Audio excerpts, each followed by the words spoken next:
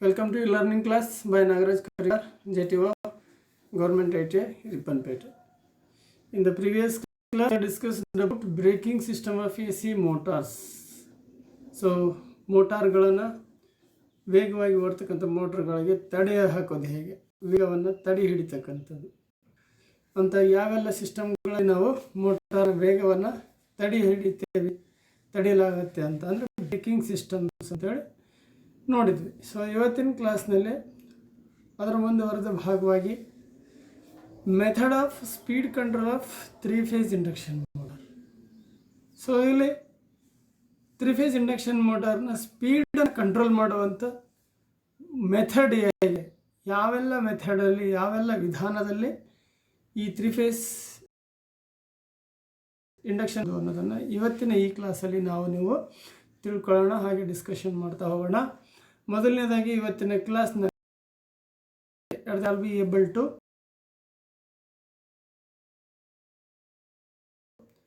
Stator and rotor side. ಏನು ಈ speed control methods ವಿಧಾನಗಳಂತ ಏನಿದೆ ಅವು ಕೆಲವೊಂದಷ್ಟು ಸ್ಟೇಟಾರ್ ಕಡೆಯಿಂದ ಇದ್ದಾವೆ, ಮತ್ತೊಂದಷ್ಟು ರೋಟಾರ್ ಕಡೆಯಿಂದ ಇದ್ದಾವೆ. ಅವುಗಳನ್ನು ಇಲ್ಲಿ ಒಂದೊಂದಾಗಿ ತಿಳಿತಾ ಹೋಗೋಣ. ಹಾಗೆ explain the speed control methods of 3-phase induction motor. ಯಾವೆಲ್ಲ ಮೆಥಡ್ದಲ್ಲಿ ನಾವು ಈ 3-phase ಇಂಡಕ್ಷನ್ ಮೋಟಾರ್ ಸ್ಪೀಡನ್ನು ಕಂಟ್ರೋಲ್ ಮಾಡ್ಬೋದು ಅನ್ನೋದನ್ನು ಈ ಕ್ಲಾಸ್ನಲ್ಲಿ ನಾವು ತಿಳ್ಕೊಳ್ತಾ ಹೋಗ್ಬೋದಾಗಿದೆ.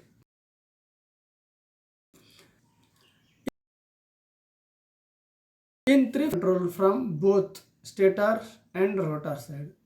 ನೋಡಿ, ನಮಗೆ ಈ 3-phase ಇಂಡಕ್ಷನ್ ಮೋಟರ್ನ ಸ್ಪೀಡ್ ಕಂಟ್ರೋಲ್ ಮಾಡೋ ಮೆಥಡ್ ಏನಿದೆಯಲ್ಲ, ಇದು ಎರಡು ಕಡೆಯಿಂದನೂ ಬರುತ್ತೆ.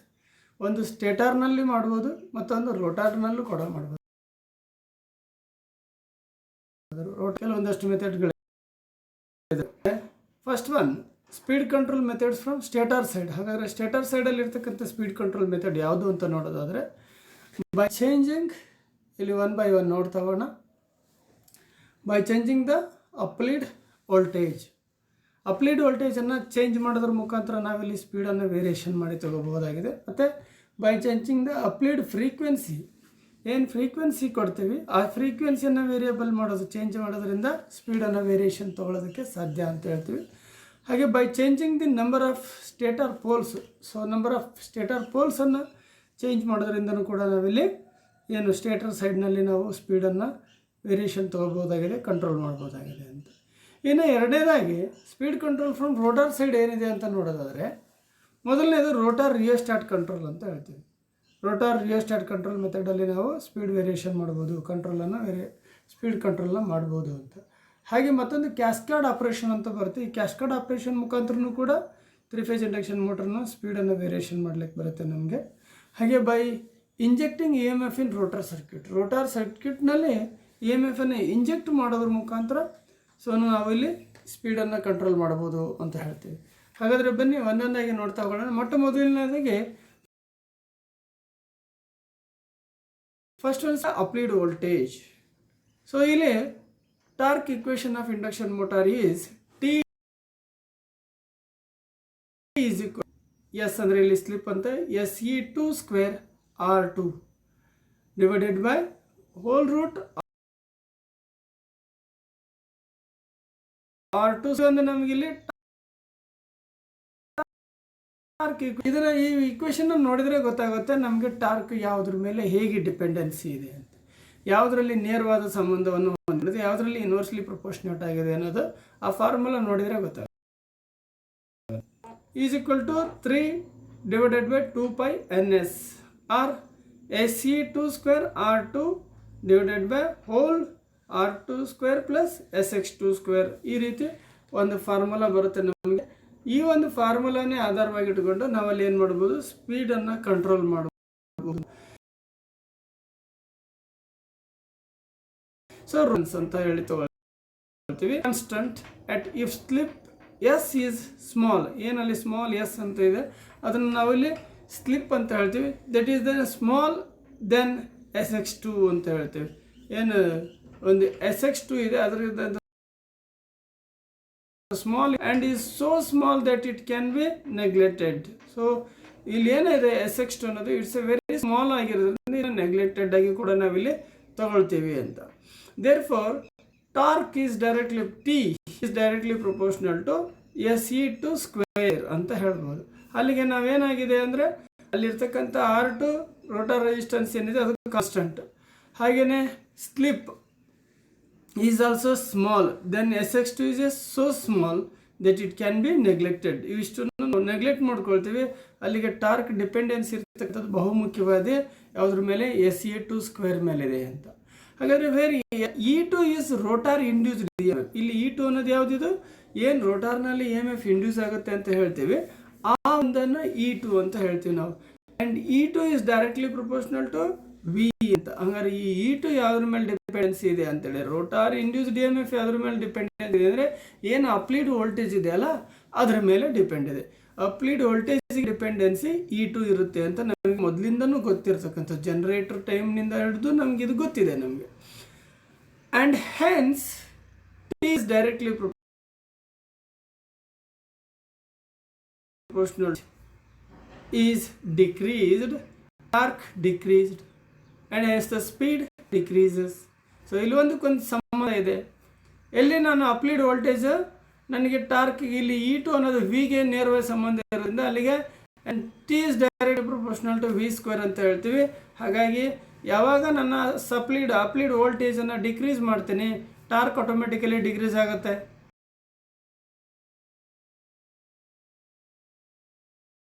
ಸೊ ಹೇಳ್ತೀವಿ this method is the easiest and cheapest, still rarely used because ಇದೊಂದು ಮೆಥಡ್ ಏನಿದೆ, ಇದು ಈ ವೋಲ್ಟೇಜ್ ಕಂಟ್ರೋಲ್ ಮೆಥಡ್ ಮಾಡ್ತಕ್ಕಂಥದ್ದು. ಸೊ ಇದು ಅಪ್ಲೈಡ್ ವೋಲ್ಟೇಜಲ್ಲಿ ನನ್ನ ಸ್ಪೀಡನ್ನು ಕಂಟ್ರೋಲ್ ಮಾಡ್ತಕ್ಕಂಥ ಸಿಸ್ಟಮ್ ಏನಿದೆ ಇದು ವೆರಿ ಈಸಿ ಮತ್ತು ವೆರಿ ಚೀಪೆಸ್ಟ್ ಅಂತ ಹೇಳ್ಬೋದು. But it's is now A rarely used only because of 2 reasons. A large change in supply voltage is required for relatively small changes ಮೇಲೆ. ಏನು ನಾವು ತುಂಬ ವೋಲ್ಟೇಜ್ ವೇರಿಯೇಷನ್ ಮಾಡಿದರೂ ಕೂಡ ಅಂಥ ಸ್ಪೀಡಲ್ಲಿ ಅಂಥ ದೊಡ್ಡ ವೇರಿಯೇಷನ್ನು ಕಾಣೋದಿಲ್ಲ ಇಲ್ಲಿ. This is the very big ಅಲ್ಲಿ ಹೆಚ್ಚಾಗಿ ಬಳಸಿರೋದಕ್ಕೂ ಕಾರಣ ಇದೆ. ಹಾಗೆ large change in supply voltage will result in large change in flux density ಅಂತ ಹೇಳ್ತೇವೆ. ಸೊ ಏನು ನಾವು ಸ್ಪೀಡನ್ನು ವೇರಿಯೇಷನ್ ತಗೊಳ್ಳೋದಕ್ಕೋಸ್ಕರ ಏನು ಸಪ್ಲೈ ವೋಲ್ಟೇಜನ್ನು ತುಂಬ ವೇರಿಯೇಷನ್ ಮಾಡ್ತೀವಿ, ಇದು ಏನಾಗುತ್ತೆ ಅಂತ ಹೇಳಿದ್ರೆ ಫ್ಲಕ್ಸ್ ಡೆನ್ಸಿಟಿಯಲ್ಲೂ ಕೂಡ lot of differentiation result large very big changes ಆಗೋದ್ರಿಂದ hence disturbing the magnetic conditions of the motor. So ಇದೇನು ಮಾಡುತ್ತೆ ಅಂತ ಹೇಳಿದ್ರೆ ಆ magnetic conditions of the motor ಏನಿದೆ ಇದನ್ನು ಡಿಸ್ಟರ್ಬ್ ಮಾಡುತ್ತೆ, ಇದು ಹಾಳಾಗೋಂಥ ಸಾಧ್ಯತೆ ಇರುತ್ತೆ. ಹಾಗಾಗಿ ಇದನ್ನು ನಾವು ಅಷ್ಟಾಗಿ ಬಳಸೋದಕ್ಕಾಗಲಿಲ್ಲ. And be by changing the applied frequency, ಇಲ್ಲಿ ಸಿಂಕ್ರನಸ್ ಸ್ಪೀಡ್ NS ಅಂತ ಹೇಳ್ತೀವಿ, ಸ್ಪೀಡ್ NS ಅಂತ ಏನು ಹೇಳ್ತೀವಿ, ಸಿಂಕ್ರನಸ್ ಸ್ಪೀಡ್ ಅಂತ of the rotating magnetic field of induction motor is given by that is equal to NS is equal to 120F divided by PRPM ಅಂತ ಹೇಳ್ತೀವಿ. ಇಲ್ಲಿ F ಅನ್ನೋದೇನು ಫ್ರೀಕ್ವೆನ್ಸಿ ಆಫ್ ದಿ ಸಪ್ಲೈ ಆದರೆ P ಅನ್ನೋದು number of stator poles ಅಂತ ಅರ್ಥ ಆಗುತ್ತೆ. So ಅಲ್ಲಿ ಏನಾಗಿದೆ ಹಾಗಾದರೆ ನನ್ನ ಸ್ಪೀಡು ಫ್ರೀಕ್ವೆನ್ಸಿ ಮೇಲೆ ನೇರವಾಗಿ ಡಿಪೆಂಡೆನ್ಸಿ. ಫ್ರೀಕ್ವೆನ್ಸಿ ಹೆಚ್ಚಾದರೆ ಸ್ಪೀಡ್ ಹೆಚ್ಚಾಗುತ್ತೆ, ಫ್ರೀಕ್ವೆನ್ಸಿ ಕಡಿಮೆ ಆದರೆ ಸ್ಪೀಡ್ ಕಡಿಮೆ ಆಗುತ್ತೆ.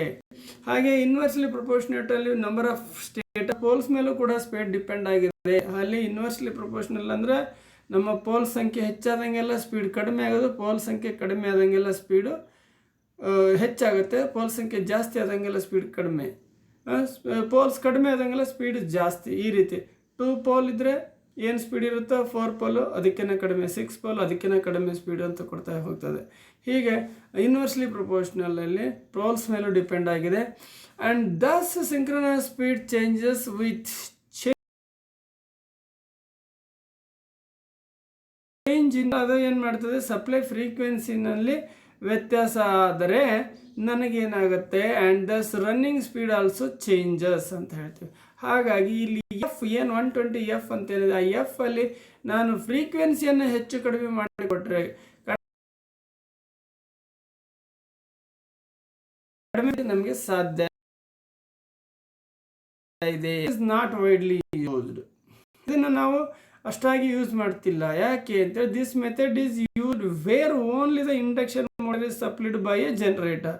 ಸೊ ನಾನು ಅಲ್ಲಿ ಫ್ರೀಕ್ವೆನ್ಸಿನನ್ನೇ ವೇರಿಯೇಷನ್ ಮಾಡಬೇಕು ಅಂತ ಹೇಳಿದ್ರೆ ಈ ಇಂಡಕ್ಷನ್ ಮೋಟಾರು ನಮಗೆ ನೇರವಾಗಿ ಜನರೇಟರ್ಗೆ ಕನೆಕ್ಟ್ ಆಗಿರಬೇಕಾಗುತ್ತೆ, ಜನರೇಟರ್ನಿಂದ ಈ ಇಂಡಕ್ಷನ್ ಮೋಟರ್ಗೆ ಸಪ್ಲೈ ಆಗಿರಬೇಕಾಗತ್ತೆ.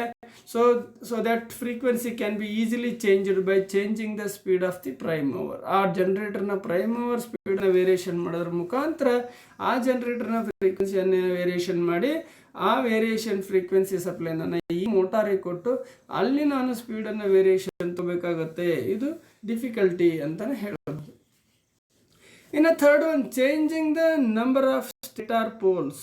ಸ್ಟೇಟಾರ್ ಪೋಲ್ಸ್ಗಳನ್ನು ಚೇಂಜ್ ಮಾಡಿ ಕೂಡ ಸ್ಪೀಡ್ ವೇರಿಯೇಷನ್ ಅನ್ನು ತೆಗೆದುಕೊಳ್ಳೋಕೆ ಬರ್ತದೆ. From the above equation it can be also seen that synchronous speed and hence running speed can be changed by changing the number of stator poles. Stator ಪೋಲ್ಸ್ಗಳನ್ನು change ಮಾಡೋದ್ರ ಮುಖಾಂತರನು ಈ ಮೋಟರ್ನ ಸ್ಪೀಡನ್ನು variation ಮಾಡೋದು. ಏನಪ್ಪ ಇಷ್ಟೆಲ್ಲ ಬೇರೆ ಬೇರೆ ಮೆಥಡ್ಗಳಲ್ಲಿ ಸರ್ಕಸ್ ಮಾಡ್ಕೊಂಡು ಸ್ಪೀಡ್ ವೇರಿಯೇಷನ್ ಮಾಡೋವಂಥ ಅಗತ್ಯ ಏನಿದ್ರೆ ಖಂಡಿತ ಇರುತ್ತೆ. ಯಾಕಂದರೆ ಎಲ್ಲ ಥರದ ಅಪ್ಲಿಕೇಶನ್ಗಳಿಗೂ ಒಂದೇ ಥರನಾದ ಸ್ಪೀಡು ಉಪಯೋಗ ಬರಲ್ಲ. ಸಮ್ಟೈಮ್ಸ್ ಸ್ಪೀಡ್ ಕಡಿಮೆನೂ ಬೇಕಾಗುತ್ತೆ, ಸಮ್ಟೈಮ್ಸ್ ಸ್ಪೀಡ್ ಜಾಸ್ತಿನೂ ಬೇಕಾಗುತ್ತೆ, ಸಮ್ಟೈಮ್ಸ್ ಮಾಡರ್ನೇಟ್ ಆಗಿ ಬೇಕಾಗುತ್ತೆ. ಹೀಗೆ ಬೇರೆ ಬೇರೆ ಅಪ್ಲಿಕೇಶನ್ಗಳಿಗೆ ಬೇರೆ ಬೇರೆದೇ ಥರನಾದ ಒಂದು ಸ್ಪೀಡ್ ಬೇಕಾಗೋದ್ರಿಂದ ನಾವು ಈ ಸ್ಪೀಡ್ ಕಂಟ್ರೋಲ್ ಆಫ್ AC ಮೋಟಾರ್ಸ್ಗಳ ಬಗ್ಗೆ ನಾವು ತಿಳಿದುಕೊಳ್ಳಲೇಬೇಕಾದಂಥ ಅವಶ್ಯಕತೆ ತುಂಬ ಇದೆ. This method is generally used for squirrel cage induction motors as squirrel cage rotor adapts itself for any number of stator poles. Change in stator poles is achieved by two or more independent stator windings wound for a different number of poles in same slots. ನೋಡಿ ಒಂದು rotor slots, stator slots ಅಂತ ಏನಿದೆ, ಮೋಟಾರ್ನ ಸ್ಲಾಟ್ಸ್ಗಳೇನಿದ್ದಾವೆ ನೋಡಿ, same ಸ್ಲಾಟ್ಸ್ನಲ್ಲಿ depending upon the connection of the winding ನಾವಲ್ಲಿ ಏನು ಮಾಡ್ಬೋದು ಅಂತ ಹೇಳಿದ್ರೆ ಬೇರೆ ಬೇರೆ ನಂಬರ್ನ ಪೋಲ್ಗಳನ್ನು ಕ್ರಿಯೇಟ್ ಮಾಡ್ಬೋದು. 2 ಪೋಲ್ ಮಾಡ್ಬೋದು, 4 ಪೋಲ್ ಮಾಡ್ಬೋದು, 6 ಪೋಲ್ ಮಾಡ್ಬೋದು, 8 ಪೋಲ್ ಮಾಡ್ಬೋದು.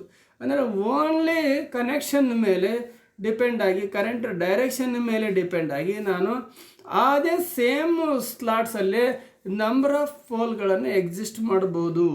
ಆ ರೀತಿ ಚೇಂಜಸ್ ಮಾಡಿ ನಾನೇನು ಮಾಡ್ಬೋದು, ಆ ಒಂದು ಮೋಟ್ರಿಂದ ಬೇರೆ ಬೇರೆ ಥರನಾದ ಸ್ಪೀಡನ್ನು ನಾನು ಇಲ್ಲಿ ತಗೋಬೋದು. ಪೋಲ್ ಚೇಂಜಿಂಗ್ ಮೆಥಡ್ ಅಂತೇಳೇ ಒಂದು ಬರ್ತದೆ, ಆ ಪೋಲ್ ಚೇಂಜಿಂಗ್ ಸ್ವಿಚ್ ಅಂತ ಒಂದು ಬರ್ತದೆ. ಈ ಹಿಂದೆ ಕ್ಲಾಸಲ್ಲಿ ನೋಡಿದ್ದೀವಿ ನಾವು. ಆ ಪೋಲ್ ಚೇಂಜಿಂಗ್ ಸ್ವಿಚ್ನಿಂದ ಅದೇ ಸೇಮ್ ಮೋಟಾರನ್ನು, ಸೇಮ್ ವೈಂಡಿಂಗ್ ಸೇಮ್ ಮೋಟಾರನ್ನು 2 ಪೋಲಿಗೆ ಮಾಡ್ಬೋದು, ಅಥವಾ ಅದೇ ಸೇಮ್ ಮೋಟಾರ್ ಸೇಮ್ ವೈಂಡಿಂಗ್ನಿಂದ 4 ಪೋಲ್ಗೂ ಕನೆಕ್ಷನನ್ನು ಚೇಂಜ್ ಮಾಡ್ಬೋದು. ಆ ಮುಖಾಂತರ ಸ್ಪೀಡನ್ನು ವೇರಿಯೇಷನ್ ತೊಗೊಳಕ್ಕೆ ಬರುತ್ತೆ ಅಂತ ನಾವು ರೋಟರಿ ಸ್ವಿಚ್ಚನ್ನು ಹೇಳಬೇಕಾದ್ರೆ ಹೇಳಿದ್ವಲ್ವ. ಸೊ ಇವೆಲ್ಲ ಈ ಥರದ ಅಪ್ಲಿಕೇಶನ್ಗಳಿಗೆ ಬಳಸ್ತಕ್ಕಂಥದ್ದೇ. So for example, a stator is wound with 2 3-pole windings, one for 4 poles and other for 6 poles for supply frequency of 50 Hz. ನೋಡಿ ಏನಾಗುತ್ತೆ, stator is wound with 2 3-phase windings, one for 4 poles and other for 6 poles. Same ಇದನ್ನೇ ಈಗೇನು ಹೇಳಿದೆ ಅದೇ method. So ಅಲ್ಲಿ ಏನು ಮಾಡ್ಬೋದು ಅಂದರೆ ನಾವು ಬೇರೆ ಬೇರೆ ನಂಬರ್ ಆಫ್ ಪೋಲ್ಸ್ಗೆ ಮತ್ತು ಸೇಮ್ ಫ್ರೀಕ್ವೆನ್ಸಿನಲ್ಲಿ ನಾವು ಅದನ್ನು ಪೋಲ್ಸ್ಗಳನ್ನು ಚೇಂಜ್ ಮಾಡ್ಬೋದು. ಸೊ ಇಲ್ಲಿ ನಾವು ಇಲ್ಲಿ ನೋಡಬೇಕು, synchronous speed 4 pole winding is connected NS is equal to 120 into 50/4 is equal to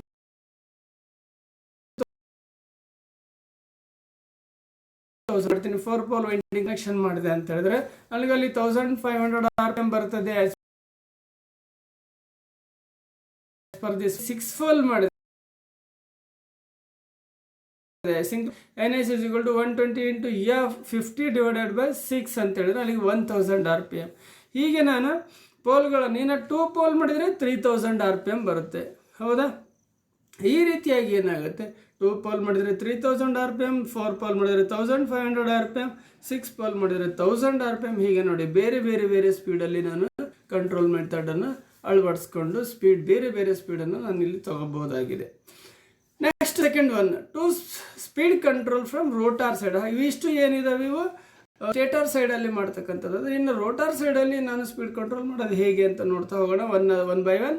first one, rotor rheostat control ಅಂತ ಹೇಳ್ತೀವಿ. This method is similar to that of a armature rheostat control of DC shunt motor. ಏನು ನಮ್ಮ DC shunt ಒಂದು armature rheostat ನಾವು ಏನು diverter method ಅಲ್ಲಿ ಬಳಸಿದ್ವಿ ಅದೇ ಸೇಮ್ ಮೆಥಡ್ ಅಲ್ಲಿ ನಾನು ಇಲ್ಲಿ ಕೂಡ, but this only applicable to slip motors ನಲ್ಲಿ ಎಲ್ಲ ಮೋಟರ್ ಬರೋದಿಲ್ಲ. ಇದು ಓನ್ಲಿ ಸ್ಲಿಪ್ರಿಂಗ್ ಇಂಡಕ್ಷನ್ ಮೋಟರ್ಸ್ಗೆ ನಾವು ಇದನ್ನ ಬಳಸ್ಕೋಬಹುದಾಗಿದೆ. As addition of external resistance in the rotor of squirrel cage motor is not possible. So ಇಲ್ಲಿ ಏನು ಎಕ್ಸ್ಟರ್ನಲ್ ರೆಸಿಸ್ಟೆನ್ಸ್ ಇರ್ತದೆ ನಮ್ಮ ಸ್ಲಿಪ್ರಿಂಗ್ ಇಂಡಕ್ಷನ್ ಮೋಟರ್, ಅದನ್ನ ಬಳಸ್ಕೊಂಡು ಆ ಸ್ಲಿಪ್ರಿಂಗ್ ಇಂಡಕ್ಷನ್ ಮೋಟರ್ ಮಾತ್ರನೇ ಈ ಒಂದು rotor rheostat control speed variation ಮಾಡಬಹುದೇ ಹೊರತು ಸ್ಕ್ವಿರಲ್ ಕೇಜ್ ಇಂಡಕ್ಷನ್ ಮೋಟರ್ ಇದು ನಾಟ್ ಪಾಸಿಬಲ್ ಅಂತ ಹೇಳ್ತೀವಿ. ಮತ್ತೊಂದು ಸಿಸ್ಟಮ್ ಇದೆ ಕ್ಯಾಸ್ಕೇಡ್ ಆಪರೇಷನ್ ಸಿಸ್ಟಮ್ ಅಂತ. In this method of speed control two motors are used both are mounted on a same shaft so that both run at same speed. ನೋಡಿ, ಎರಡು ಒಂದೇ ಶಾಫ್ಟ್ಗಳು ಒಂದೇ ಕಪಲ್ ಮಾಡಿಬಿಟ್ಟು ನಾವಿಲ್ಲಿ ಒಂದೇ ಸ್ಪೀಡಲ್ಲಿ ರನ್ ಮಾಡ್ತಿರ್ತೀವಿ. ಇಂಥ ಸಂದರ್ಭದಲ್ಲಿ one motor is fed from a 3-phase supply. ಒಂದು motor 3-phase supply, other motor is fed from the induced EMF in first motor via slip rings. The arrangements is shown in figure 1. ಇಲ್ಲಿ ನಾವು ನೋಡ್ಬೋದು ಈ ರೀತಿನಲ್ಲಿ. ನೋಡಿ, ಒಂದು motor A ಅಂತ ಇದೆ, ಒಂದು ಮೇನ್ ಮೋಟಾರ್. ಸೊ ನೋಡಿ, ಇಲ್ಲಿ ಇದಕ್ಕೆ 3-phase ಸಪ್ಲೈನ ನಾವು ಇನ್ಪುಟ್ ಮಾಡಿದ್ದೀವಿ. ಮತ್ತೊಂದು ಸೇಮ್ ಶಾಫ್ಟಿಗೆ ಕಪಲ್ ಆಗಿಬಿಟ್ಟಿದೆ. ಸೊ ಇದಕ್ಕೆ ಏನು ಮಾಡಿದ್ವಿ, ಮೋಟಾರ್ ಬಿದ್ದು ಇಲ್ಲಿ ಸ್ಲಿಪ್ ರಿಂಗ್ನಲ್ಲಿ ಅದರದ್ದು ಇಂಡ್ಯೂಸ್ಡ್ EMF ಎಲ್ಲಿ ಬರ್ತಾ ಇದೆ, ಈ ಸ್ಲಿಪ್ ರಿಂಗಲ್ಲಿ ಬರ್ತಿರ್ತದೆ ನಮಗೆ. ಇಂಥ ಒಂದು ಸಿಸ್ಟಮೆಟಿಕ್ ಅರೇಂಜ್ ಮಾಡಿ ಇದೇನಿದೆ ಕ್ಯಾಸ್ಕೇಡ್ ಆಪರೇಷನ್ ಅಂತ ಹೇಳ್ತೀವಿ. ಈ ಕ್ಯಾಸ್ಕೇಡ್ ಆಪರೇಷನ್ನಲ್ಲಿ motor A is called main motor and motor B is called auxiliary motor ಅಂತ ಹೇಳ್ತೀವಿ. ಸೊ ಇಲ್ಲಿ let NS1 is equal to frequency of motor A. ಏನು NS1 ಅಂತ ತೊಗೊಳ್ತೀವಿ ಅದು ಇಲ್ಲಿ frequency of motor. Frequency of motor ಎದ್ದ ಒಂದು ಫ್ರೀಕ್ವೆನ್ಸಿ NS1 ಆಗಿದ್ದರೆ, ಮತ್ತೊಂದು NS2 ಅಂತ ಫ್ರೀಕ್ವೆನ್ಸಿ ಆಫ್ ಮೋಟಾರ್ ಬಿ ಅಂತ ತಿಳ್ಕೊಂಡ್ರೆ, ನೆಕ್ಸ್ಟ್ P1 ಅನ್ನೋದನ್ನು number of pole stator of motor A ಅಂತ ತೊಗೊಂಡು, P2 ಅನ್ನೋದನ್ನು number of stator poles for motor B ಅಂತ ತೊಗೊಂಡು, N is equal to speed of the set and same for the both motors. ನನ್ನ capital ಏನಿದೆ, ಎರಡು ಮೋಟಾರ್ನ same speed ಏನಿದೆ ಅದನ್ನು ತೊಗೊಂಡ್ರೆ ಇಲ್ಲಿ F is equal to frequency of the supply. ಇಷ್ಟು ಪಾಯಿಂಟ್ ಔಟ್ ಮಾಡಿ ನಾವು slip of the motor A S1 is equal to NS1 minus N divided by NS1 ಅಂತ ತಗೊಳ್ತೀವಿ. This is the slip of the ತಗೊಂಡ್ರೆ motor A F1 ಅಂತ consider ಮಾಡಿ, that is equal to S1F. ನಾವು auxiliary motor B is supplied with the rotor induces EMF, therefore NS2 is equal to 120F1 by P2 S1F by P2. So ಈ ರೀತಿಯಾಗಿ ನಾವು ಒಂದು ಫಾರ್ಮುಲಾದ ಆಧಾರದಲ್ಲಿ ನಾವು ಇದನ್ನು ವ್ಯಾಲ್ಯೂಸ್ಗಳನ್ನು ನೋಡೋದಾದರೆ, ಇಲ್ಲಿ putting the values of S1 is equal to NS1 minus N divided by NS1 ಅಂತೇಳಿ ತೊಗೊಳ್ತೀವಿ. ಹಾಗೆಯೇ ಇಲ್ಲಿ NS2 ಅಂತ ತೊಗೊಳ್ಳೋದಾದರೆ 120F NS1 minus N divided by P ತಿರುಚೋದು N is equal to 120F by P ಅಂತ ಇತ್ತಲ್ಲ, ಅದನ್ನೇ ಇಲ್ಲಿ ಎರಡು ಮೋಟರ್ಗಳು ಮೇನ್ ಮೋಟರ್ ಮತ್ತು ಸಬ್ ಮೋಟರ್ ಇರೋದ್ರಿಂದ ಅದಕ್ಕೆ ಈ ರೀತಿಯಾಗಿ ತೊಗೊಂಡ್ರೆ, at no load speed of the auxiliary rotor is almost same as synchronous speed ಅಂತ ಹೇಳ್ತೀವಿ.